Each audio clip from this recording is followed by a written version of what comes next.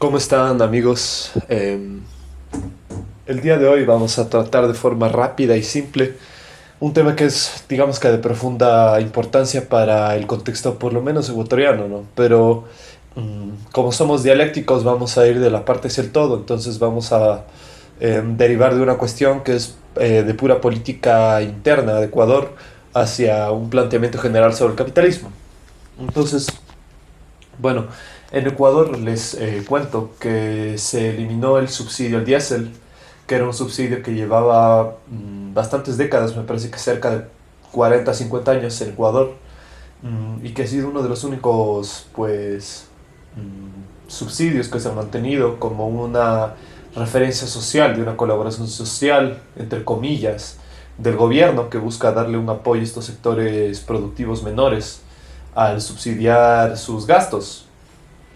Bueno, en primera instancia podríamos partir del hecho de por qué se necesitan subsidios. ¿Qué hace que un Estado llegue a subsidiar algo?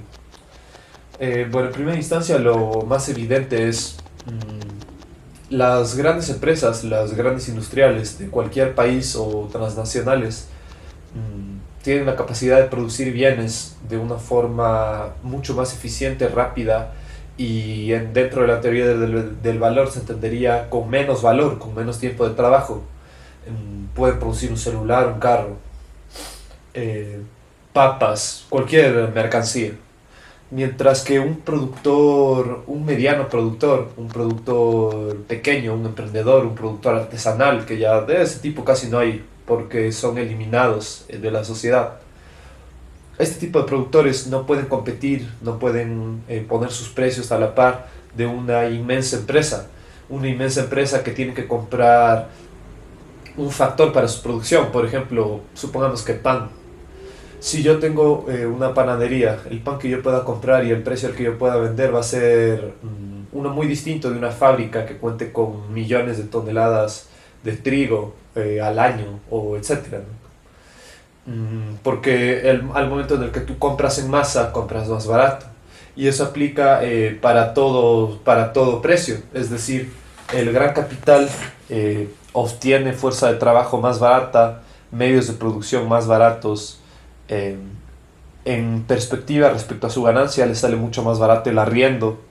De forma tal que en las sociedades capitalistas, en concreto, por ejemplo, en Ecuador, donde gran parte de la economía es pequeñas y medianas empresas, eh, no se puede competir. Y esto es un hecho autoevidente del capitalismo, porque dado un desarrollo de la propiedad privada, dado un desarrollo de capitales industriales, no hay forma en que una mediana empresa, una empresa pública, pueda competir, a menos que se introduzcan medidas de protección a estos sectores que necesitan desarrollarse. De tal forma, si uno como Estado tiene, por ejemplo, eh, una subproducción de comida, de alimento, puede subsidiar eso para que la producción incremente, por ejemplo, o para que incremente la producción a través de facilitar un consumo, porque cuesta menos estos bienes. Es decir, el Estado lo que hace es autorregularse al momento en el que establece un subsidio o no, en el que pacta dónde congela un precio, dónde pone, por ejemplo, una mercancía a un precio máximo o a un precio mínimo, ¿cierto? Entonces, un subsidio se va a entender dentro de este contexto, un contexto en el que tú debes hacer más competitivo a una rama de la producción de tu sociedad. Mm, E incluso, como ustedes saben, hay subsidios que son exclusivos para empresas multimillonarias, etc. Entonces, en Ecuador, uno de los únicos subsidios sociales que habían, que era este del diésel, fue anulado por Daniel Noboa, un traficador de cocaína que hace de nuestro presidente. Y con razones fiscales, ¿cierto? Como siempre se argumenta, razones fiscales para reducir el gasto del Estado. Pero eso es una miseria absoluta, porque el Estado no se reduce, sino que el Estado lo que hace es existir e invertir y participar en su economía, como participa en la economía estadounidense, como participa en la economía alemana, en cualquier economía, en la economía china, rusa. Entonces quizás planteamos la cuestión desde un punto de vista muy simple y directo para la clase obrera, para todos los que nos ven. Nosotros vamos a concebir el salario del obrero. Imagínense que este fuera el salario del obrero. Ese salario son aquellos medios que el ser vivo necesita para reproducir su vida. En principio para producirla, pero más adelante para reproducirla, ¿cierto? Entonces el capitalista otorga al obrero un salario con el que éste replica su vida. Esa es la esencia del mundo actual. Si ustedes piensan, el sistema ya es como decir, el sistema virtualizado ya es la economía política, porque la economía política te entrega un segmento de valor de acuerdo al valor que tú has dado, pero no te otorga exactamente el valor que tú produces. Como ustedes ya sabrán, el valor que puede producir un asalariado puede ser, por ejemplo, donde la ganancia neta del capitalista es todo el excedente que el asalariado no necesita para sobrevivir y que el capitalista se queda. Entonces es un factor natural que el obrero produzca, por un lado su salario y por otro lado un plusvalor, es decir, un valor adicional al valor de su vida, una ganancia pues. Entonces la producción de este valor está completamente ligada a más bien pongámoslo, la reproducción de este valor, porque es una reproducción en el sentido de que se está produciendo un excedente, se está reproduciendo. La reproducción está determinada por la producción, de forma que la plusvalía que pueda dar un tipo de trabajo puede estar determinada por el trabajo que es y el valor que imprime en ese tiempo. Así pueden haber distintas empresas donde, por ejemplo, un trabajador dé 3 veces el valor de su fuerza de trabajo o de 2. Por poner un ejemplo, en las haciendas cacauteras y de venta de caña aquí en Ecuador, en el 1800, el 1830 hasta el 1900 más o menos la extracción de plusvalía era de 4-1, es decir, el trabajador ponía 4 de valor excedente o de reproducción de valor y se llevaba 1 de producción de valor, es decir, su salario. De esa forma podemos nosotros en primera instancia... Bueno, se me cortó un momento de la grabación, pero ya. Entonces, hay distintas tasas de plusvalor que determinan cuál es la extracción de la reproducción de este valor que obtiene el capitalista privado. Entonces, nosotros de forma muy simple podemos entender que cualquier modificación, cualquier disminución en lo que cuesta el salario de un ser humano es una reducción absoluta, también puede ser una reducción relativa respecto al valor de su fuerza de trabajo. Es decir, antes a mí me tomaba para mantener un trabajador hacer, por ejemplo, producir todos sus bienes de forma artesanal cuando estábamos en una etapa precapitalista, es verdad. Entonces, por ejemplo, había una producción de comida, de bienes como ropa, calefacción, etcétera. Había una producción incluso de las mismas máquinas que usa el ser humano por seres humanos. Entonces, en ese momento de la historia, que podemos llevarlo al siglo, podemos decir 1770, quizás inicio de la primera revolución industrial, nosotros tenemos pues que para producir este salario sí tenemos que usar un cierto porcentaje de fuerza de trabajo, tenemos que producir ciertos bienes, pero mientras nosotros avanzamos en la producción social, desarrollamos nuevos métodos de producción, podemos ir abaratando cuánto nos cuesta esta fuerza de trabajo, de forma tal que antes me costaba producir tantas horas de trabajo, pongamos, que son equivalentes a valor, ¿cierto? Ahora necesito menos, porque ahora he logrado como país que el pan valga menos, pongamos por ejemplo, o que la educación valga menos, o que la ropa sea más barata, etcétera. Cuando yo abarato un elemento de el costo del salario, lo que estoy haciendo es volviendo más pobre al trabajador, porque estoy reduciendo ese porcentaje, esa cantidad absoluta que él tiene para suplir su vida. Es decir, Pónganse a pensar, por favor, amigos. Vamos a llegar a un punto en el que el capitalista pueda hacer que tú sobrevivas con $5 al mes, que puede ya luego convertirse en una renta universal. De forma que tú seas el esclavo del capitalista y te depositas $5 y como vivimos en una sociedad hipereficiente, la comida es barata, todo es barato, de forma tal que tú no necesitas gastar nada, casi vives como un asceta. Esto va muy al tono de lo que se habla de de la Agenda 2030, de no tendrás nada y serás feliz, ¿cierto? Entonces, cada movimiento que realizamos en el precio de la fuerza de trabajo, es decir, en el salario, es un movimiento o a favor o en contra del trabajador. Mientras nosotros cortemos más cuánto vale la fuerza de trabajo, más le habremos amputado al trabajador su humanidad, su vida, su libertad, su producción real y genuina.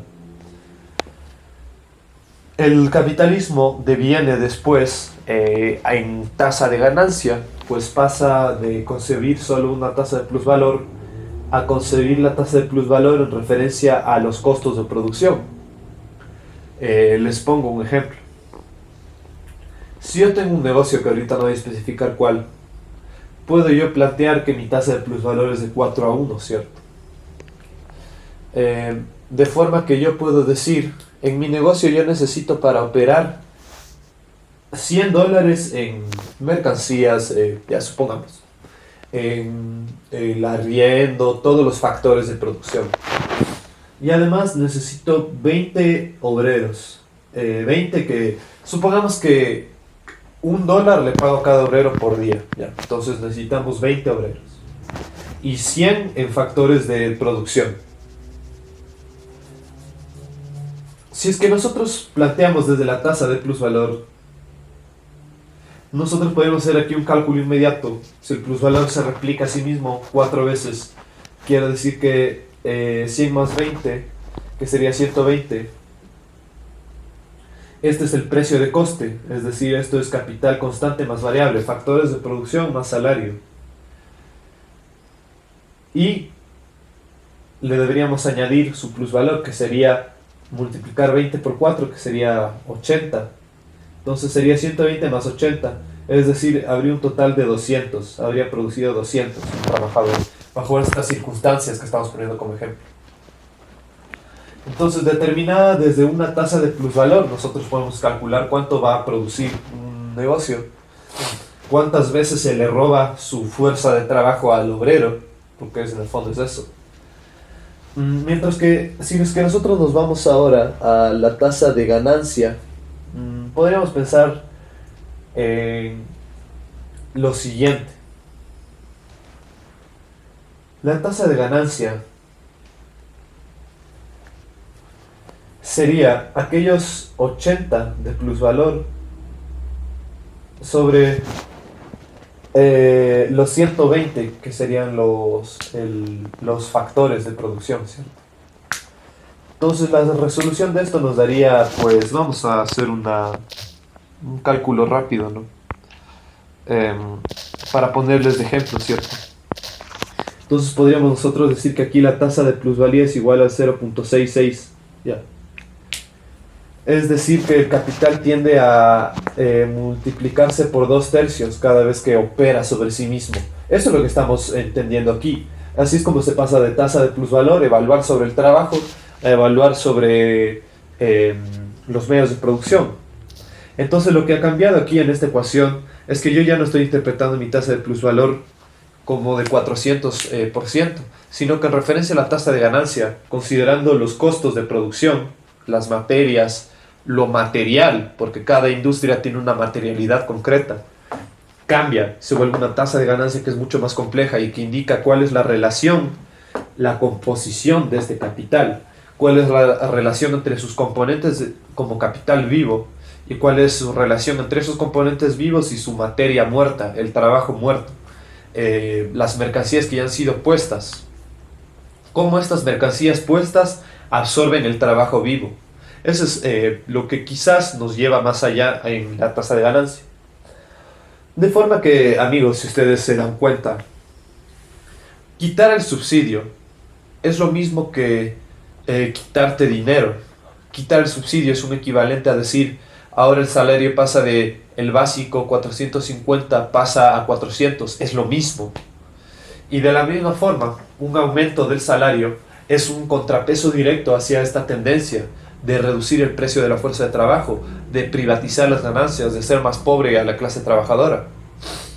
Entonces, como se ve a través de este ejemplo, la composición del capital es lo que está determinando, pues, cuál va a ser la tasa de plusvalía.